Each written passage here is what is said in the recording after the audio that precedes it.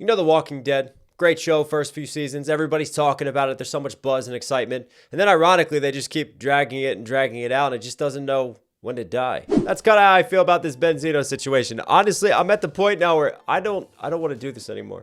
Okay, I want out. I want to pull the parachute cord. I don't want to make any more videos. I think we've had our fun.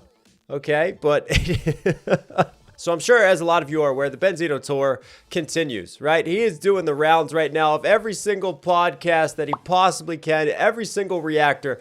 Anyone who's willing to talk to him and pay him a little bit of money, well, he's going to take it. Hell, he even tried to come here on my channel and do an interview with me, the guy who dissed him, which would have been wild, but unfortunately, the price was not right for him. And what I mean by that is what him and his bank account have in common. I was offering him $0. But anyways, I do feel like there's one loose end that we just kind of need to tie up. Just put a little bow on top of the situation so we can walk away into the sunset until Eminem drops his new album, his new project in a few months, and then we get to, circle back around and see how he addresses the situation. Oh, and before we go any further, I want to give a quick shout out to our unofficial sponsor. This video is sponsored by the Red Roof Inn. Great 2-for-1 deals for you and a friend. Top and tail today. Also, we're pleased to announce extended checkouts, and if you're a white couple, well, you get to stay longer. So I talked about this a little bit on the end of last video, but Cliff Beats leaked basically some footage from someone who was at Benzino's studio session. They're like, yo, I know who the Ghostwriter is, I know who's involved in this situation, and then Cliff leaked it, said that the person who wants to leak the full footage is charging $20K for it, which is a very interesting price tag in the first place. But I've been getting a lot of messages about this. I've been getting a lot of people asking me for my take on it, how I feel about the situation. Now, look, I'm not a journalist. I'm just a reactor at the end of the day. Half the time, I'm a fucking idiot. But this is what I do. I break down stuff. I heard the Benzino diss immediately and went, hang on, that is not that guy's writing style. That makes no logical connection to any work, any body of writing he has done in the past. So, it took just 5 seconds to figure that out. I think any hip-hop head, anyone who listens to rap truly, can understand that what the product of that was. Well, it was a really good diss, and I'll be the first to say it. There's no way that that was solely penned by Benzino. And lo and behold, since then, we've had all this footage come out. We've had Benzino tripping over his own feed. He can't keep track of his own lies. On one hand, he says he doesn't know reactors, and yet the source was kind of like the original reaction channel, the magazine of hip-hop. Then he starts running around doing interviews with reaction channels, so he discredits in the first place and says we just sit here in our PJs. By the way, Mr. Head and Shoulders, I'm wearing my pink fluffy bunny pants today for you. He also says he doesn't know me in an interview, running around acting like, who is this guy, when he's in my DMs messaging me trying to set up an interview. On top of that, we all know the Cliff Beats copyright strike in that whole situation. Again, I'm summarizing. Like I said, we're putting a bow on top of this. It's gonna be nice. Just hang with me. But anyways, let's dive into this and have a little peek at this footage. Yeah, she's over there. I'm not with none of that dumb shit. They got the two jumping out like with the rail. He really is all head and shoulders, isn't he? That is obviously a reference track, and that is Ness's voice, who is sat there engineering this, who is mixing it right now. Now, quick background on things for those of you who don't make music, okay? Anytime that you record or lay down your vocals, you rely on a studio engineer to mix your voice, to bring it together. And oftentimes, there's a mix engineer, and then there's a master engineer that does just sort of the final tweaks and the final touches, whereas the mix engineer gets most of the meat of the editing work done, compressing it, making sure your vocals sound right, clearing up any sounds, checking levels, massaging the mix, dealing with the instrumentation and production levels. So that's one element to it. There's also the people who write the track, in Benzino's case, multiple people who do it. And there's also the producer of the beat itself and whoever puts the instrumentation together. Now, I think what one of the big elephants in the room is here, which is kind of ironic because, man, I was ready for short jokes today. But anyways, one of the obvious things is that this is a diss track, okay? This is a battle. And as we've talked about in hip-hop, a diss is your pen against someone else's pen. What you're doing versus someone else. Right? It's a different thing if you want to talk collaborators, multiple people being involved in studio to deal with an original song. There's a lot of people here at this little, what's a mixed down session happening right now, involved in this diss track. It seems like more of a collaborative effort for a diss, which just kind of just breaks the unspoken rules of hip hop and battling another MC. It's really supposed to be your wits against theirs, not your team or whatever team you pay for against them. And the other interesting thing is that you shouldn't have a reference track. You should not have guide vocals.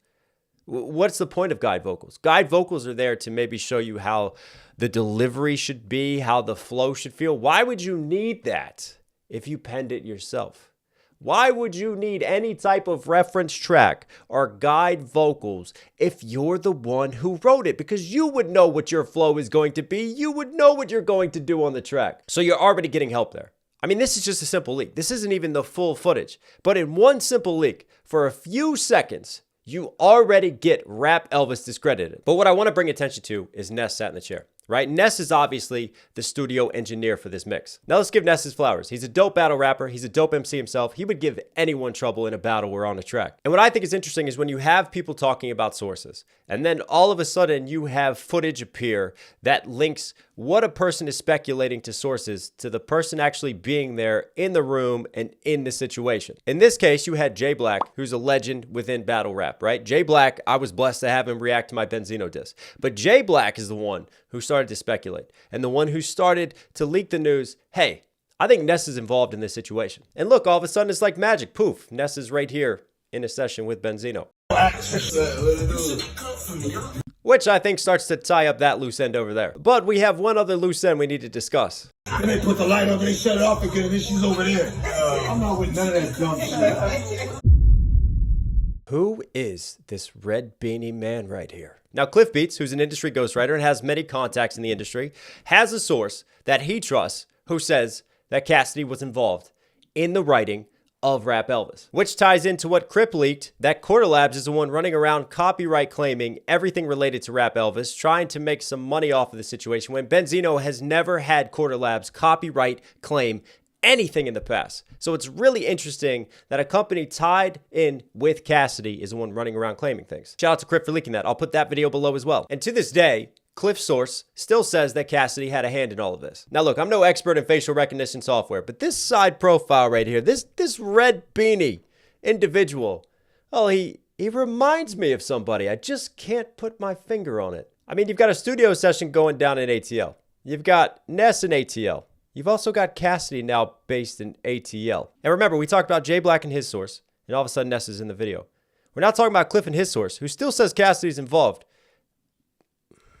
Now look, again, I'm not a reporter, right? I'm just a reaction channel. All I can do is go off of the evidence that I've heard and what I see before me. Ness has come out and said that he just engineered the track. He didn't write the track, which could be plausible. I mean, Ness could be right. He could be involved in the engineering, the mix, the laying of the reference track. He could not be one of the writers, or maybe he had a very slight hand in the writing. There could still be other writers out there and other people who are actively involved in penning this. So I think, honestly, both Jay Black and Cliff could be right. And I don't think it's a coincidence that a lot of people are reaching out to Cliff trying to get this very video removed, trying to get the leak pulled down. And it's not my place to say who or how or what exactly is being said, but all I can say is there's a lot of interesting coincidences, to me, that are happening. But at the end of the day, time is a beautiful thing.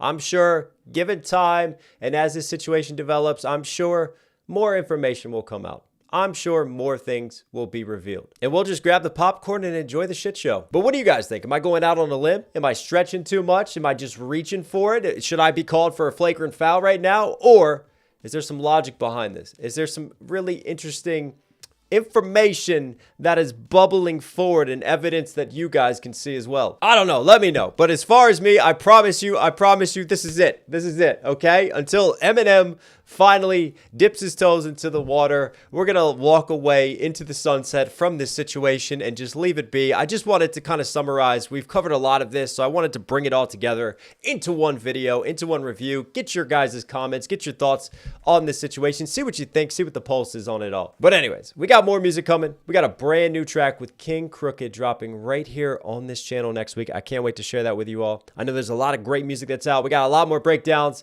a lot more content all the way. The train continues, so stay tuned. I love you guys. Stay safe, stay positive. This is only Knox. You know, I'll catch you again.